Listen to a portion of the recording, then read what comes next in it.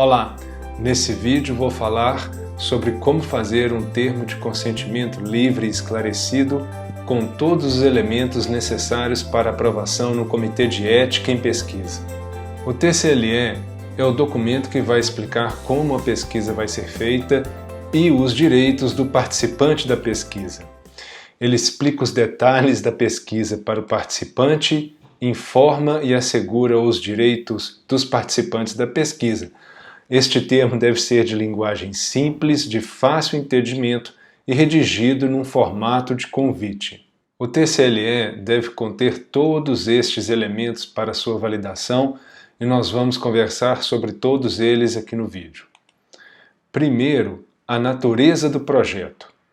Então, deve constar no termo de consentimento sobre o que é o projeto, o que vai ser feito na pesquisa, quais são os critérios de inclusão, por que você está chamando aquele participante para ser incluído na pesquisa, quantas pessoas irão participar, pelo menos uma ideia aproximada, a necessidade de ser incluído no TCLE, a quantidade de pessoas que serão participantes e a duração da pesquisa. Outro ponto são os procedimentos que serão feitos. Então, há necessidade de explicar no TCLE o que vai ser feito com o participante na pesquisa. Vai ser feita uma intervenção? Que tipo de intervenção vai ser essa? Com medicamentos, com algum procedimento, com algum exame? Vai ser a aplicação de um questionário? Ou vai ser somente a divulgação dos seus dados? Mesmo se for somente a divulgação dos dados, há necessidade do consentimento do participante. Outro ponto muito importante são os riscos e benefícios que devem estar descritos no TCLE. Todo projeto tem um risco, mesmo que mínimo, pelo menos de perda da confidencialidade dos dados. Então, devem ser descritos os desconfortos e os constrangimentos e mostrar quais serão os benefícios para o participante.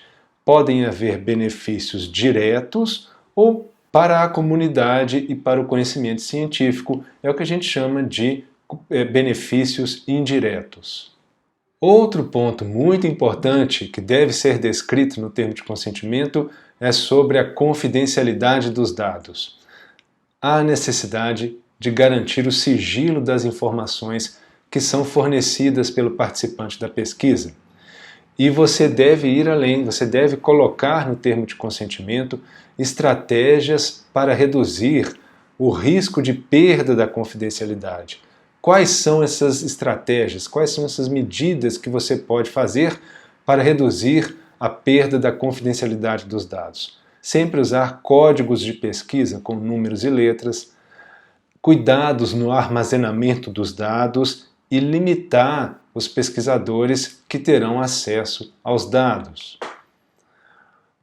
Um outro ponto é a voluntariedade. O participante da pesquisa deve ter a liberdade de aceitar ou não a sua inclusão no projeto. E caso ele não aceite, caso haja recusa, isso não deverá comprometer o seu tratamento. Ele pode a qualquer momento desistir e se retirar do projeto de pesquisa. O sexto ponto é a garantia de assistência ao participante da pesquisa. Devem ser descritas formas de compensação caso ocorram danos ao participante da pesquisa e mesmo indenização para reparação desses danos. Há a obrigação da instituição responsável pela pesquisa arcar com despesas decorrentes de eventuais prejuízos ao participante. Existem situações em que o participante da pesquisa tem o que a gente chama de capacidade decisória reduzida. Nesses casos, há a necessidade do consentimento ser feito pelo seu representante legal e você deve sempre justificar ao Comitê de Ética o porquê essa pesquisa está sendo feita. Um outro ponto importante para constar no termo de consentimento é a identificação para o contato, tanto de informações do contato do pesquisador, quanto do Comitê de Ética, o endereço, o horário de funcionamento e todos os contatos necessários para o participante. Estes são os itens mais importantes do termo de consentimento livre e esclarecido. Primeiro, uma linguagem acessível, uma linguagem condizente com o participante da pesquisa, seja criança, adolescente, seja um adulto ou mesmo um idoso, o termo deve ser adaptado e mesmo para pessoas com capacidade de decisão reduzida. A descrição de quais procedimentos serão feitos e os riscos destes procedimentos. Em algumas situações, pode ser feita a dispensa do TCLE, como no uso de prontuários e de bases de dados, onde não há como obter o TCLE dos participantes. Então, nessa situação, o pesquisador deve providenciar um termo de compromisso para a utilização dos dados em arquivo. Outras situações são aquelas em que pode haver potencial impacto ou angústia ao participante da pesquisa caso o termo de consentimento seja aplicado.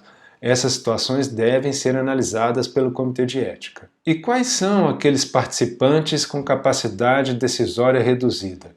São as crianças, adolescentes.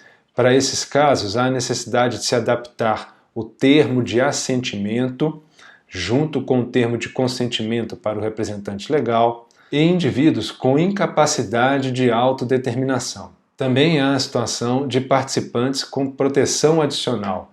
São aqueles com déficit cognitivo, povos indígenas, aqueles que estão em sistema prisional e aqueles indivíduos com vulnerabilidade social. O termo de consentimento deve ser registrado.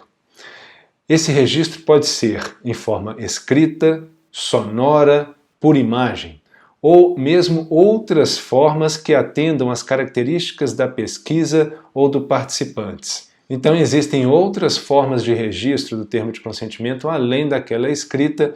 Você pode gravar ou mesmo tirar fotos do termo de consentimento e adaptar esse sistema de registro para meios eletrônicos. Esse foi mais um vídeo do canal Academia da Pesquisa. Se você tiver alguma dúvida sobre o TCLE, pode colocar nos comentários que eu respondo. Se você gostou do vídeo, curta e compartilhe.